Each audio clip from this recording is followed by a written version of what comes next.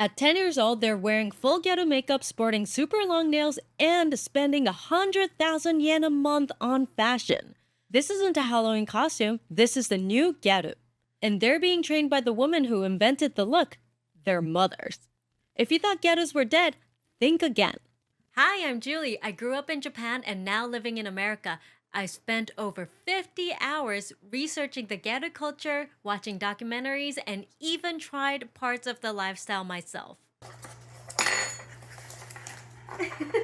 After watching this video, you'll be able to recognize what makes a Gyaru, how the look evolved over time, and finally, why Gen Alpha is obsessed with this trend right now. So grab your hairspray, dry your nails, and let's get tanning. How did this trend start in the first place? To understand where we're going, we have to start at the beginning. The word Gyaru can be traced back to the 1970s disco boom and the 1980s bubble when they used Ike Ike Gyaru to talk about fashionable girls in the club. The first major type of Gyaru was known as Para Gyaru, short for Paradise Gals. These girls were heavily influenced by the cool look of California surf culture. They tanned their skin and wore relaxed resort-style clothing. The makeup and clothing were sometimes bright in color, but it was mainly used as an accent. It wasn't only their look that left a mark in Japanese society, it was their music.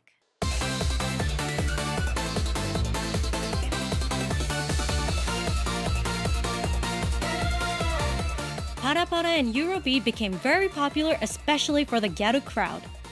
Parapara is a type of dance to high-energy music like Eurobeat, and it was huge in the 1990s. Even some anime played Eurobeat music during this time. You dance mainly using your hands when you dance to Parapara music. And for your feet, it's just a basic two-step. As for your face, no smiling. Just kidding, you can smile, but it's considered cooler to effortlessly dance while keeping a straight face. The key feature is that every single song has its own routine. When a Eurobeat song starts, everyone on the dance floor performs the exact same moves at the exact same time. A popular singer, Ano, recently did a book of commercial where she's doing the original Parapara moves in the store. The DJ is even a Gyaruo, which is a male version of Gyaru. Apparently, they still hold Parapara in some music clubs around central Tokyo. If you're a foreigner and you learn the dance while you're there, I'm sure you would be super popular. Then came pop icon Namie Amuro. She pushed the Paragyaru look into the mainstream, adding her signature miniskirts, brown hair, and knee-high boots. But more than fashion, Amuro gave the Gyaru its personality, the Gyaru charisma. Girls who followed her became known as Amura. If you didn't have that confidence and dressed like a Gyaru, you were labeled as Pagyaru, short for Hampa Gyaru, or half-baked gal. The fashion and spirit soon trickled down to high school students. The young girls incorporated their uniforms with the Gyaru style and were soon known as Kogyaru. They shortened their skirts drastically, wore platform shoes, and most famously, adopted loose socks. The look soon became iconic for rebellious Japanese schoolgirls across manga, anime, and dramas. Around this time, the Gyaru trend took it to the extreme. They started with a bold look known as the Yamamba Gyaru style. This is the single most recognizable and referenced Gyaru style in Japanese pop culture. Yamamba makeup featured wildly colored hair, often bleached, vibrant clothing, and thick white makeup accents applied above the eyes. These girls will also wear super long and heavy eyelashes. This vibrant style quickly became iconic in Shibuya and Harajuku. Rather than just being tan, the Yamamba style was also dedicated to maintaining a dark skin tone. The practice was known as ganguro, directly translated as black skin. This was a serious commitment, often requiring regular expensive trips to tanning salons. They were also dedicated to maintaining the dark skin color even in winter. Eventually, the Gyarus took this look even further. This look then evolved into the most extreme version, the Mamba Gyaru. Mamba Gyarus pushed the entire aesthetic to 200%. Mamba Gyarus painted around the eyes white, almost like face paint. They didn't just stop there, they added bold neon lipstick, a white line on the bridge of their nose, and other designs using Posca pens, a Japanese marker similar to a Sharpie in the US. They often added a lot of glitter and rhinestones. These were used to achieve that vibrant, opaque white and neon color on their face that took a lot of time to finish. For the Mamba style, the skin tone became even darker, sometimes known as gonguro. Most people use Yamamba and Mamba style interchangeably, but if you want to be 100% correct, then just remember the Yamamba Gyaru apply their makeup mainly above their eyes, and the Mamba Gyaru apply their makeup all around their eyes. But no one will get angry if you call someone a Yamamba Gyaru when their makeup style is Mamba. Key from Dandadan, or Muko in English for some reason, wear the Mamba style makeup and dark skin. In fact, Momo, Miko, and Kei perfectly showcase the Kogyaru style, the dyed hair, the deliberate short skirts, the loose socks, and their strong personality. Momo, however, doesn't wear makeup regularly like Miko and Kei and lacks the Gyaru charisma, so some might consider her a pagyaru. Even more extreme was Mamba Girumiko, an essential character from the manga Komi Can't Communicate. She pushes the look even further with the makeup, going beyond the lower eyelids, which is popular with the extreme Mamba Gyarus. And she even goes crazy with the hair. Her name literally has Mamba in it. In 1997, one of the biggest news stories in the entertainment media hit Japan. Namie Amuro announced suddenly that she was pregnant and was getting married. Not only that, but she also announced that she's taking a break for a bit. So where did the trend go next now that the original Gyaru icon is no longer leading the way? Even though Namie Amuro only took a break for 1 year, another icon was already pushing her way into the Gyaru trend, Ayumi Hamasaki. And with the skin whitening boom happening at the time, having pale skin and bleached blonde hair quickly became the new look. This new wave of Gyarus went by a new name, Shiro Gyaru, the white Gyarus. The Shiro Gyaru shifted their focus. They started blending their makeup instead of drawing it on like face paint. They dyed their hair a light blonde color, and they wore clothes that weren't as loud or vibrant as before. Ayumi Hamasaki introduced a more feminine, glamorous style to the Gyarus. The Ayu-style oversized glasses started becoming really popular, along with the tail charm that girls would attach to their bags or even wear on their hips. The highly elaborate nails also changed. They went from extremely long square-shaped nails to long rounded nails instead. Ayumi Hamasaki released her album Duty in the year of 2000. The album cover featured Hamasaki in a full-body leopard print outfit, and that one look caused an explosion of popularity. Though leopard print was already an element of Gyaru fashion, this essentially cemented the leopard print to be part of the Gyaru identity. This is why Myron Kitagawa from My Dress Up Darling is a perfect anime Shiro Gyaru. She isn't tan, she has long blonde hair, she loves leopard print, she's got long rounded nails. And most importantly, she has Gyaru charisma. She's confident, she says exactly what she means, and she isn't afraid of what people think, except when it comes to cosplay. From around 2018, a really interesting trend started popping up in the anime and manga scene. The Otaku ni yasashii Gyaru trend, which translates to the otaku-friendly Gyaru trend, started to appear in a lot of manga. Have you noticed this in your favorite manga? This trope usually shows a super outgoing, confident Gyaru paired with a reserved, socially awkward main character. Bonus points if he's some kind of otaku. No matter what it is, the Gyaru accepts it and even hypes it up. Most of the times, these Gyarus didn't care if they were showing a little skin or even flashing a bit of underwear. They'll tease the main character with it too. But the modern gal spirit isn't just about being wild.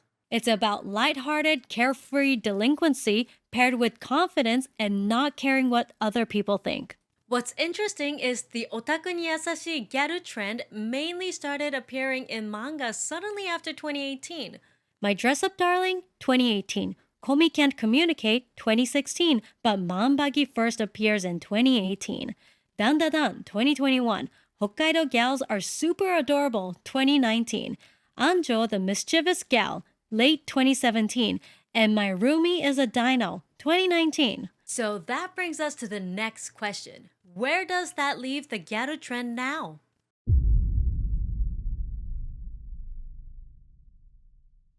Starting in 2019, when Japan entered the Reiwa period, the Gyaru trend experienced a full-on renaissance.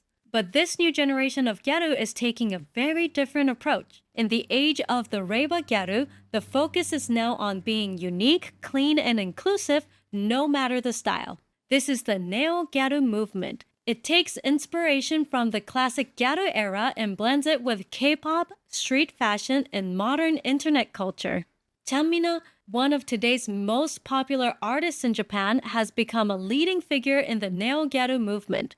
She's been open about being rejected throughout her career because of how she looks, and now she uses her platform to encourage girls to do what they want and to never change their style just because someone else doesn't accept it. Her entire look embodies this "I don't care what you think" attitude. You can see it instantly in her style: wild hair colors like blonde, green, even rainbow, bold makeup, and loud clothing choices.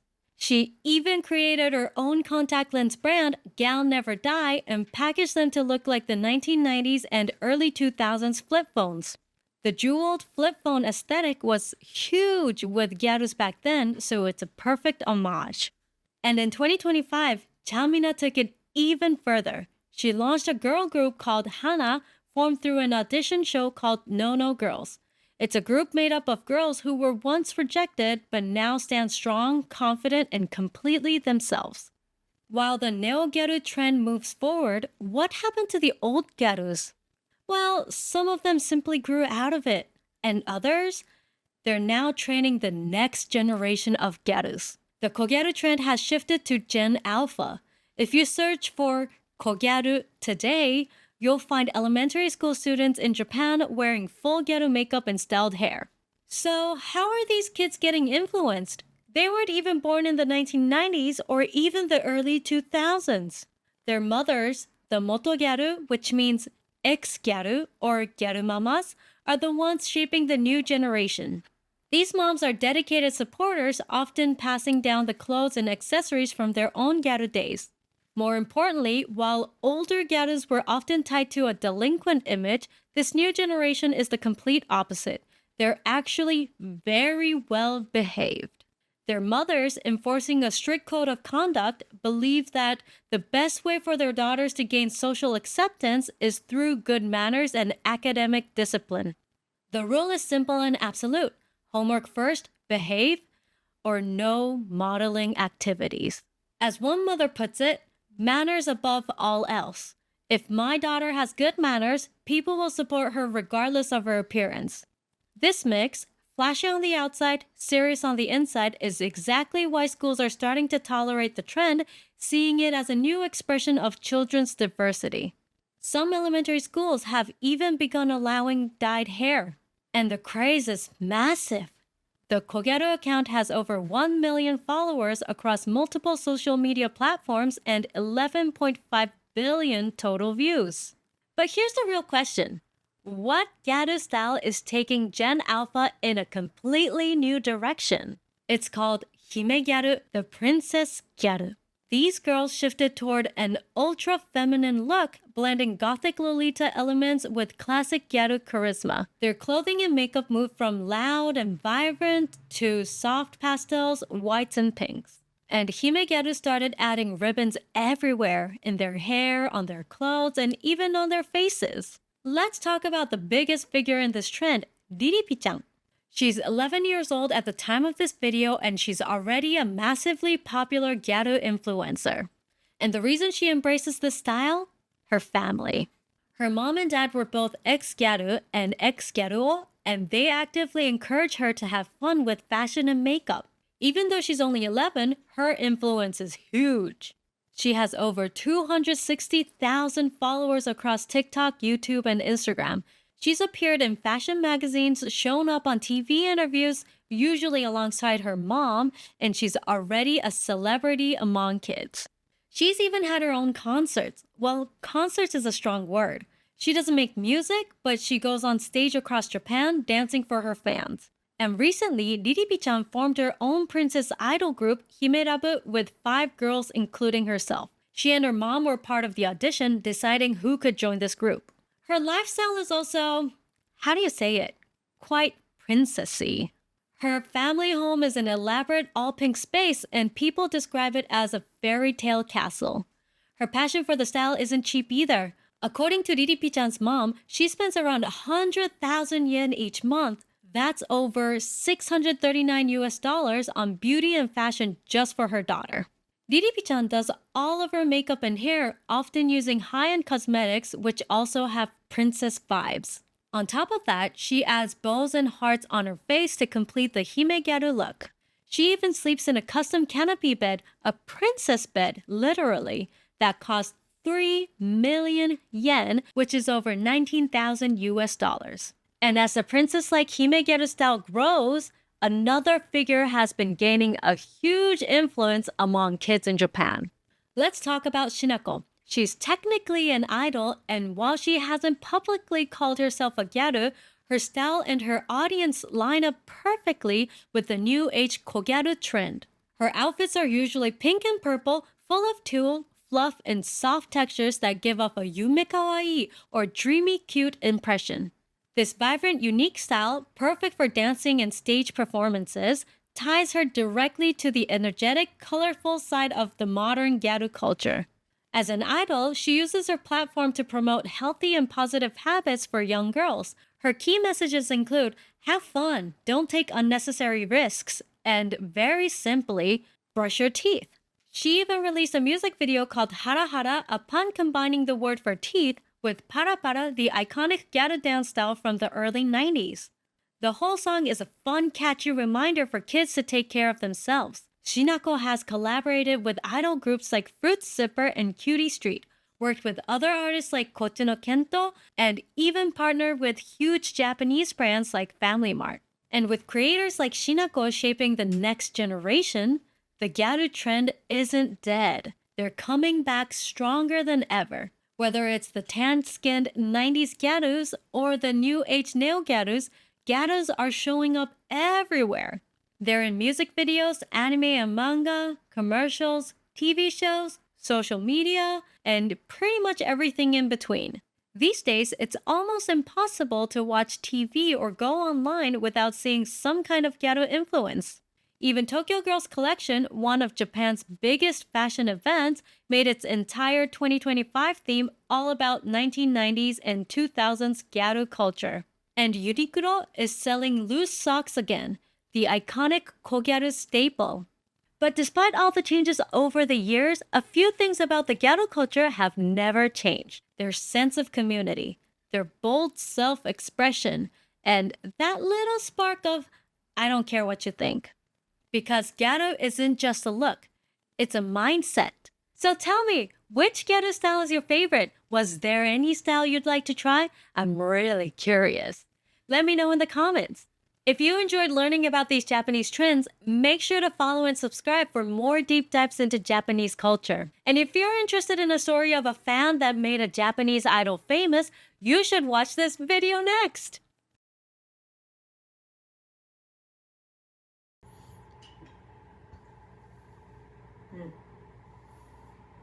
Very yummy.